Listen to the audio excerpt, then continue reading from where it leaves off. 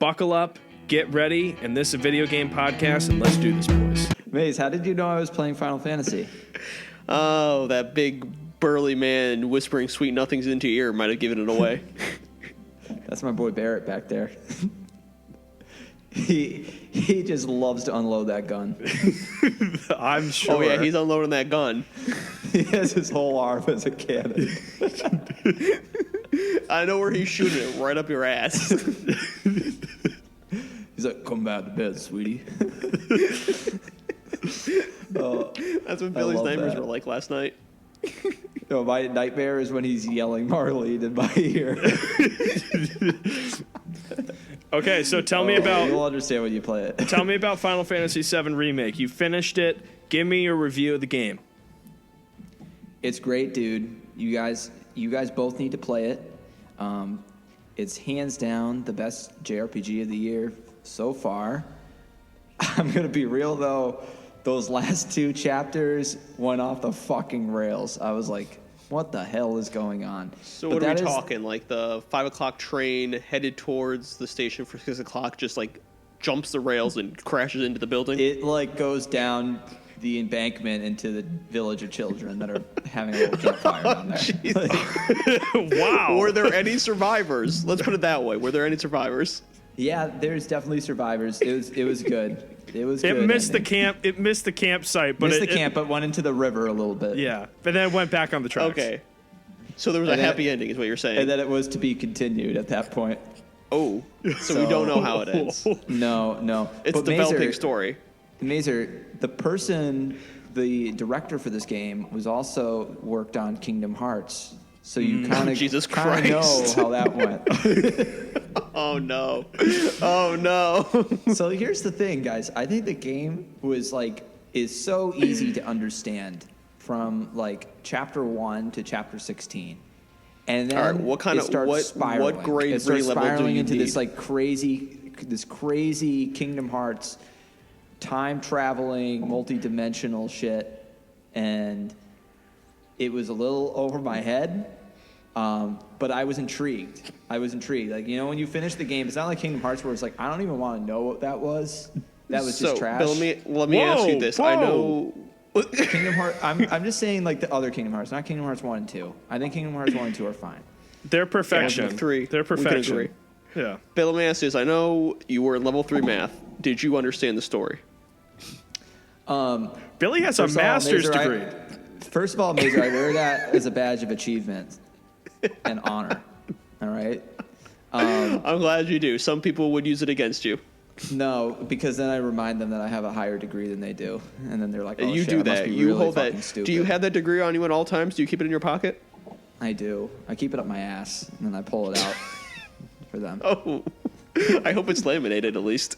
No, I printed multiple copies, so you can have it. It's not Maze. It's also not laminated. It's in the actual frame.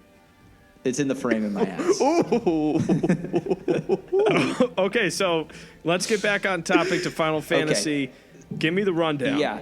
So game is great all the way through.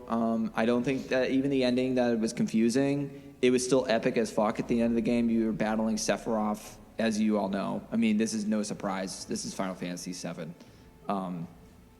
So it sets it up where it goes into a sequel. Spoiler alert without the alert. Dude, that's not a spoiler alert. If you read all the articles, like Final Fantasy VII Remake, this is a part 1. And they even say it on the back of the box. It's like part 1 of like a continuing story. Bill, I don't have the box, so I couldn't read that. Spoiler. Well, Mason, you can buy it. It could be yours on Amazon for like $88 right now. Or I could just rent it from the gaming library for $0. Okay, so Mazer like that cheap approach. Billy. So going back, you played this game, you beat it. Give me 3 positives, give me a couple negatives, and then give me like a review. Yeah, so I think the combat is excellent. It's a fresh take on the Final Fantasy turn-based. It really, you jump around from character to character. It's fast, it's fun. Graphics are amazing. The music is excellent. It's one of those few games that you know, when you play a game and you listen to the music, the soundtrack while, like, after you're done playing it. Like, I'm constantly doing that. I think the game is amazing. It should win, a music score game of the year or something like that. I know it will probably be up in contention for that. I think that it was pretty well paced. It was like edge of your seat. For the first part of the game, it was, it felt very tropey. And then around like chapter 16, 15, I'm not going to give any spoilers when like it starts, people start like getting killed off, not giving any names. Like it starts ramping it up. Like, so you really feel like motivated to finish the game. And that's like a pivotal point because that's like 2/3 of the way through the story or the game. So you know that like at this point it's like, okay, I really want to finish this. This is really good. And I think that the end of the game, though it was confusing, it really sets it up nicely. From what I've been reading online, it actually is a spin on the original game. So you can see that it's kind of going in a different direction. So if you played the original Final Fantasy VII, it gives you incentive to pick this one up because it's not this exact same story. So that's like really cool. So like even though like for instance like I think everybody and their mother, like you were saying, knows that Sephiroth is the bad guy. You know that that's going to be the final boss, but you really don't know how it's going to turn out because it's completely different than Final Fantasy VII, the original, like the ending story. Yes, but what is very cool is that at the end of the story, it does tie it into Crisis Core. So if you've ever played Crisis Core, I'm not going to tell you what happens in Crisis Core, but there's a scene that is literally happening in Crisis Core that is in Final Fantasy. Is it the helicopter scene? I'm not going to tell you what it is. Okay, yeah, we won't spoil it here. Tim, stop trying to ruin it for the viewers. Why would you be that person? We can do a spoiler cast at some point, and Mazer, you can be just the only one on it. If you want. No, we're good. Maze, remember that time where we spoiled Stranger Things season 3 for you? Yes. Still haven't watched because Bill's a little piece of shit. Dude, that was... I hope he chokes on a chicken bone. Dude, Hopper got incinerated. Like there was. I hope you choke left on a of chicken bone. That's a really graphic way to die, Mazer. That's like that, like Squidward when he chokes on the fork. That's what I picture.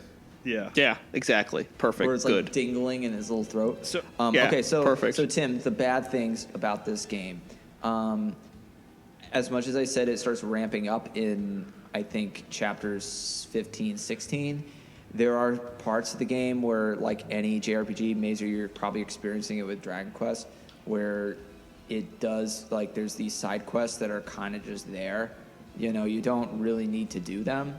It gives you some like idea of what's going on in the world at the time, but it's like you don't technically need to do it. It like basically gives you like items and stuff that you can use for your game, like new weapons and stuff for your characters.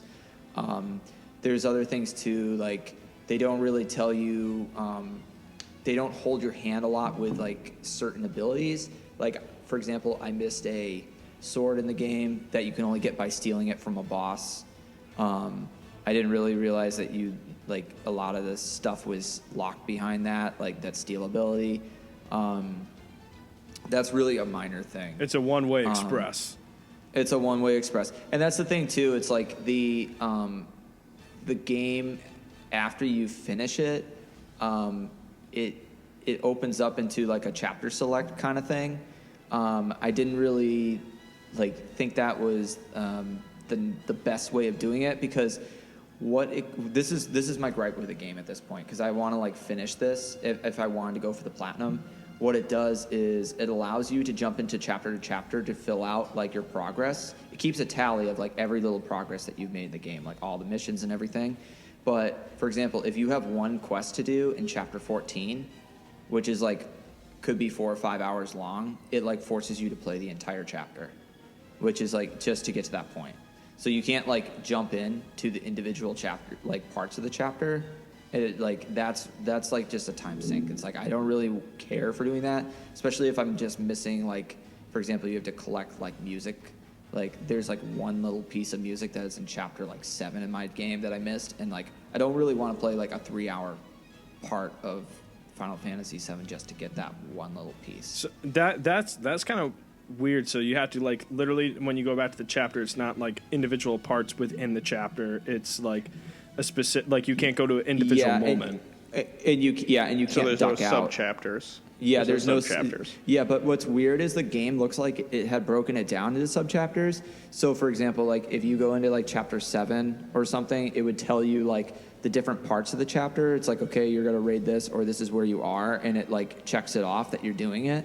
So, like, it almost looks like the developers had at one point like thought about like a sub-chapter kind of breakdown, but for getting item purposes and going back in the extra campaign or like the plus new game plus hard mode, it's like kind of annoying to do it that way.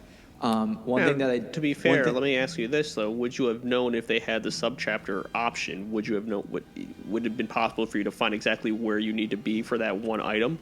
Yeah, well, here's the thing. At that point, I think people are just going on wikis and stuff to be like locate their shit and then like jump in at that point to grab it. Yeah, like, if you're a real completionist, you're like perusing the internet to like finish it. They're like the main campaign is kind of like when I play through like an RPG, I don't look at a wiki or anything. I play it how the developers want me to play it, make it all the way through the game, and then afterwards I like clean sweep it or go back through.